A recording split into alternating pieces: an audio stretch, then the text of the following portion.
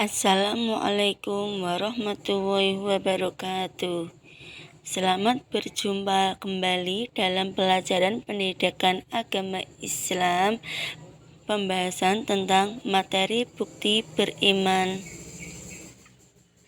Bukti beriman dibagi menjadi 4. Yang pertama, memenuhi janji. Yang kedua, mensyukuri nikmat. Yang ketiga, memelihara lisan. Dan yang nomor 4, menutup aib orang lain. Materi yang pertama, memenuhi janji. Dalil tentang memenuhi janji, Allah berfirman dalam Quran surat Al-Isra, surat ke-17 ayat 34. Bismillahirrahmanirrahim. Wa'afu bil ghad, innal ghada kana mas'ula. Al-Isra ayat 34, yang artinya, dan penuhilah janji karena sesungguhnya janji itu pasti diminta pertanggungjawabannya. Quran surat Al-Isra surat ke-17 ayat 34.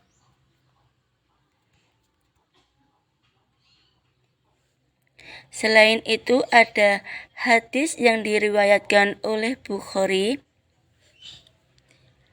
Bismillahirrahmanirrahim. An Abi Hurairah an Nabi sallallahu alaihi wasallam qala ayatul munafiqis salas idza hadasa hadaba wa idza wa'ada akhlaf wa idza tu'mina khana. Rawahu Al-Bukhari. Pengertian janji. Janji adalah ucapan seseorang kepada orang lain yang menyatakan kesediaan dan kesanggupan untuk berbuat sesuatu. Sebab-sebab seseorang wajib memenuhi janji. Janji adalah hutang. Memenuhi janji wujud sebagai orang yang beriman. Memenuhi janji menunjukkan orang yang dapat dipercaya. Memenuhi janji wujud sikap bertanggung jawab. Ketentuan dalam berjanji.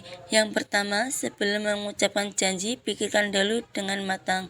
Kedua, berjanji untuk ditepati. Ketiga, berjanji hanya dalam persoalan yang penting dan baik secara syariat Islam. Keempat, mengucap janji dengan disertai kalimat insya Allah. Kelima, menyampaikan permohonan maaf beserta alasannya apabila berhalangan dan tidak memenuhi janji. Hikmah memenuhi janji diantaranya, yang pertama, termasuk orang yang bertakwa. Kedua, terbebas dari tuntunan dunia dan akhirat. Tiga, terhindar dari sifat munafik. Keempat, meneladani sifat Allah SWT. Kelima, memiliki jalan untuk masuk surga Firdaus. Keenam, semakin dipercaya orang lain. Ketujuh, termasuk golongan umat Nabi Muhammad SAW. 8, terhindar dari ancaman dosa besar. Akibat orang yang ingkar janji. Pertama, dijauhi oleh teman dan masyarakat sekitar. Kedua, tidak akan mendapatkan kepercayaan dari orang lain. Ketiga, termasuk golongan orang-orang munafik. Keempat, termasuk hal yang dibenci Allah SWT. Materi yang nomor 2, mensyukuri nikmat. Dalil tentang mensyukuri nikmat, Allah berfirman dalam Quran surat Al-Baqarah surat kedua ayat 152. Bismillahirrahmanirrahim. Fadhuruni adhuruhum washuruli wala takfurun. Al-Baqarah ayat 152. Artinya, maka ingatlah kepadaku, aku pun akan ingat kepadamu. Bersyukurlah kepadaku dan janganlah kamu ingkar kepadaku. Quran surat Al-Baqarah surat kedua ayat 152.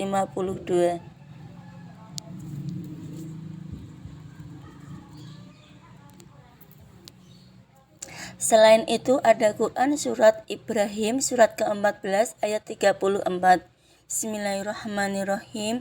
Wa atahum min khuli ma sa'altumuh wa in tamuttu ni'matallahi la tu'suha innal insana ladzalumun khafar. Surat Ibrahim ayat 34. Artinya, Dia telah menganugerahkan kepadamu segala apa yang kamu mohonkan kepadanya.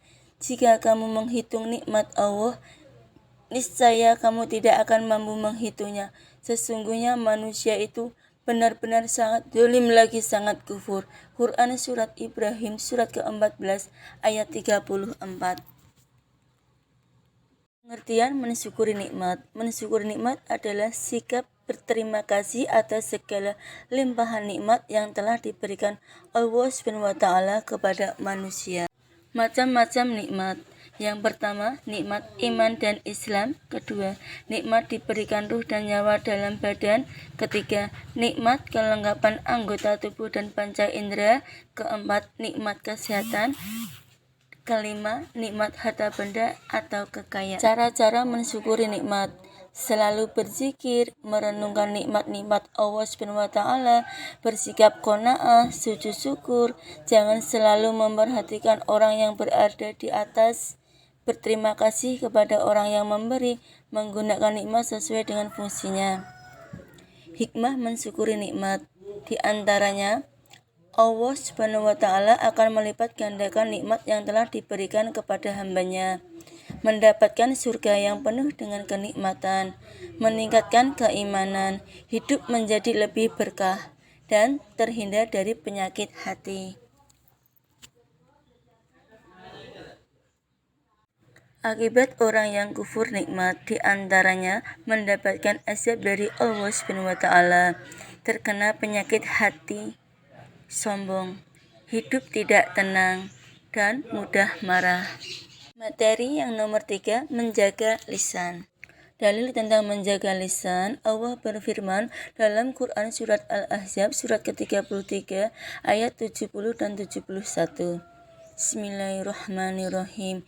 Ya ayyuhalladzina amanu taqullaha wa qulu qawlan sadida yuslih lakum a'malakum wa yaghfir lakum dzunubakum wa may yuti'illaha wa rasulahu faqad faza fawzan 'azima. Al-Ahzab ayat 70 dan 71. Artinya, wahai orang-orang yang beriman, bertakwalah kamu kepada Allah dan ucapkanlah perkataan yang benar. Niscaya Allah akan memperbaiki amal-amalmu dan mengampuni dosa-dosamu.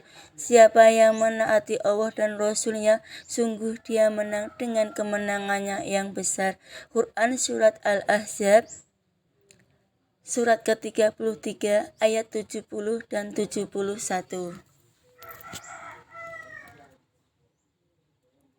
Selain itu ada hadis yang diriwayatkan oleh Bukhari. Bismillahirrahmanirrahim. An Abi Musa radhiyallahu anhu qala qalu ya Rasulullah ayyul islami afdal? Qala man salima muslimuna min lisanihi wa yadihi. Rawahu Bukhari. Dari Abu Musa radhiyallahu an berkata, para sahabat bertanya kepada Rasulullah SAW, Islam seperti apa yang lebih utama? Rasulullah SAW bersabda, seseorang yang dapat menyelamatkan saudaranya sesama muslim dari gangguan lisan dan tangannya. Hadis riwayat Bukhari. Pengertian menjaga lisan berarti berhati-hati ketika berbicara. Cara menjaga lisan diantaranya, hindari perkataan yang tidak diketahui kebenarannya. Tidak selalu menyampaikan apa yang didengar dari orang lain. Hindari sikap berlebihan dalam berbicara, lebih mengutamakan mendengar daripada berbicara. Hindari perbuatan ghibah atau mengadu domba, lebih baik diam daripada berbicara. Hindari berbicara tanpa berpikir, memperbanyak zikir dan membaca Al-Quran, berkata santun kepada orang tua. Hikmah menjaga lisan diantaranya mendapat derajat yang tinggi, meningkatkan keimanan dan ketakwaan, terhindar dari kerasnya hati, mendapat ridho dari Allah SWT, terhindar dari kebinasaan yang terjadi pada kaum terdahulu, terhindar dari menyakiti perasaan orang lain, dan dapat hidup bersosialisasi dengan baik, damai, dan tentram. Akibat orang tidak menjaga lisan diantaranya, hatinya akan menjadi kasar, terbiasa berbohong dalam berbicara, perkataannya hanya omong kosong, dapat menimbulkan perkataan, dendam, dan permusuhan antar kelompok, ucapannya penuh dengan ucapan dan cacian, terbiasa berjanji dan sumpah palsu, mendapatkan dosa karena menyakiti orang lain dan menimbulkan dosa-dosa lain. Materi yang nomor 4, menutup aib orang lain. Dalil tentang menutup aib orang lain. Allah berfirman dalam Quran surat Al-Hujurat surat ke-49 ayat 12. Bismillahirrahmanirrahim. Ya ayyuhalladzina amanu istanibu katsiran minadh-dhani inna ba'dadh-dhani ismu wa la tajassasu wa la yaghtab ba'dukum ba'dha ayuhibbu ahadukum ayyakula lahma akihi maitan fakarihtumu wattaqullah innahu tawwabur rahim. Quran surat Al-Hujurat surat ke-49 ayat 12, yang artinya, wahai orang-orang yang beriman, jauhilah banyak dari prasangka, sesungguhnya sebagian prasangka itu dosa, dan janganlah kamu mencari-cari kesalahan orang lain, dan janganlah ada di antara kamu yang menggunjing sebagian yang lain. Apakah ada di antara kamu yang suka memakan daging saudaranya yang sudah mati? Tentu kamu merasa jijik, dan bertakwalah kepada Allah. Sesungguhnya Allah Maha Penerima Taubat, Maha Penyayang. Quran surat Al-Hujurat surat ke-49 ayat 12. Pengertian aib. Aib secara bahasa berarti cacat atau kekurangan. Aib juga diartikan sebagai kondisi yang tidak baik tentang seseorang. Menutup aib berarti menutup suatu kekurangan yang menimbulkan rasa malu agar rasa malu ini tidak semakin membesar karena diketahui orang lain. Kondisi dibolehkan membuka aib orang lain, di antaranya yang pertama, pada saat melaporkan kejahatan yang dialami seseorang. Kedua, melihat kemaksiatan dan meminta bantuan untuk menghentikan perbuatan tersebut. Tiga, pada saat meminta saran, masukan, fatwa kepada ulama. Keempat, memberikan peringatan kepada umat Islam secara umum agar berhati-hati terhadap keburukan tersebut. Kelima, pada saat seseorang melakukan maksiat secara terang-terangan. 6. Untuk keperluan identifikasi keadaan seseorang.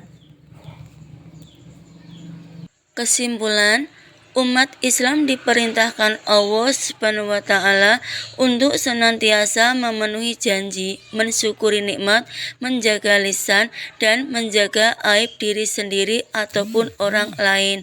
Keempat cabang iman ini sangat berkaitan dengan bagaimana kita sebagai muslim yang baik untuk menggunakan lisan kita dengan sebaik-baiknya pula. Terima kasih. Wassalamualaikum warahmatullahi wabarakatuh.